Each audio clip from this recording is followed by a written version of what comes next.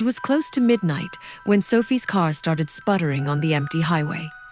The low fuel light blinked red, and she cursed under her breath. She hadn't seen another vehicle for miles. Then, like a miracle, a dim neon sign flickered through the darkness ahead. Miller's gas station, open 24 hours. The place looked half abandoned. One rusty pump, a cracked glass door, and a flickering light above the entrance that buzzed like an angry insect. She parked, stepped out, and the air felt wrong still, heavy and cold despite the summer night.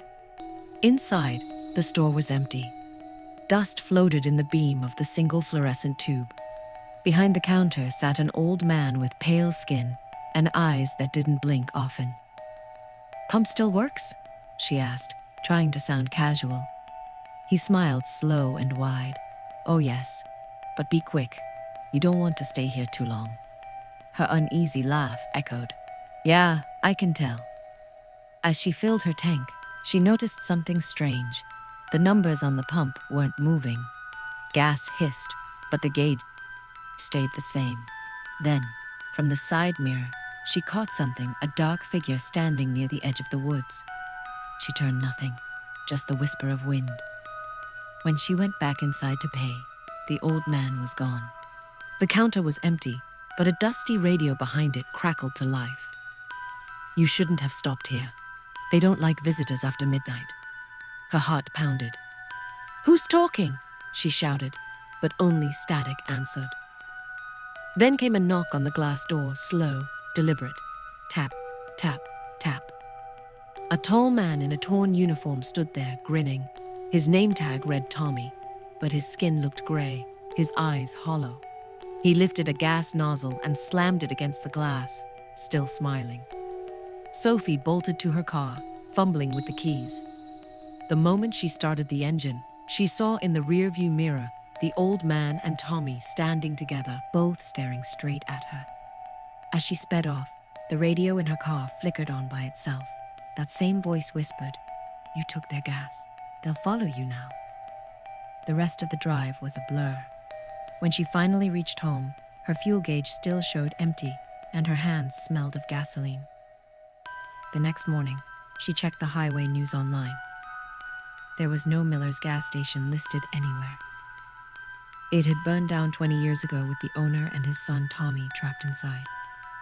And every few nights, travelers still report seeing that same flickering neon sign glowing in the dark, waiting for the next lost soul.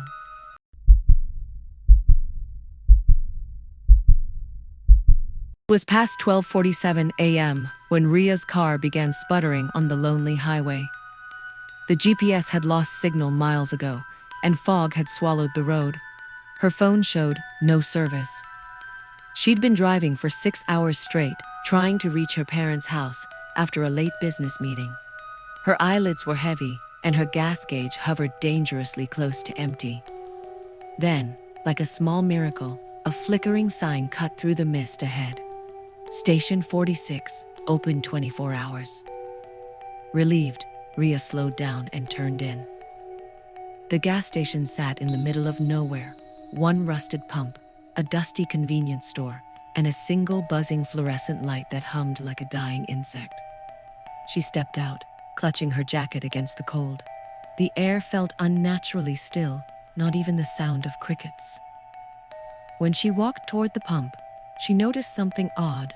The ground was wet, glistening under the pale light.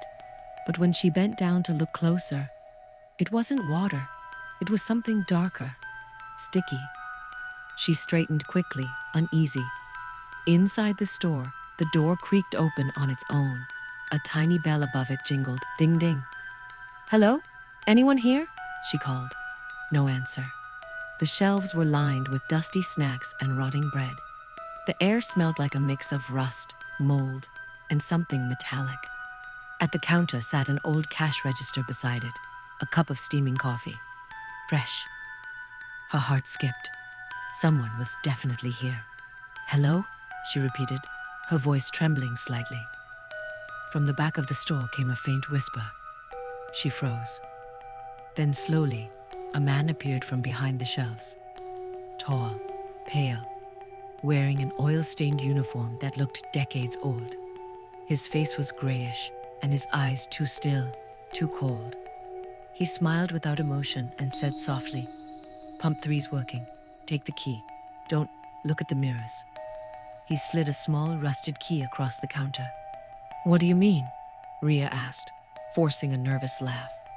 "Why shouldn't I?" But the man was gone. Completely gone. The cup of coffee was cold now. Ria backed away slowly, her pulse racing, and ran out of the store. Outside, the fog was thicker, pressing against her like a wall. She found Pump 3 the only one with light and unlocked it with trembling hands. The display on the pump flickered strangely, the numbers glitching and forming a pattern. 4, 6, 6, 6. Her breath caught. She shook her head, blaming it on exhaustion. As she started fueling, she noticed her reflection in the pump's glass wasn't matching her movements. It was smiling. Her body froze. The pump clicked full. She turned to hang it back, and that's when she saw it. A figure standing behind her car. It was her. Same clothes, same hair, same terrified expression. Except, this version of her had black eyes and that same unnatural smile. The reflection lifted a hand and waved slowly. Ria screamed and stumbled back, dropping the nozzle. Gas splashed across her shoes. She jumped into the car and locked the doors, her chest heaving. She jammed the key into the ignition. The engine sputtered, then roared to life.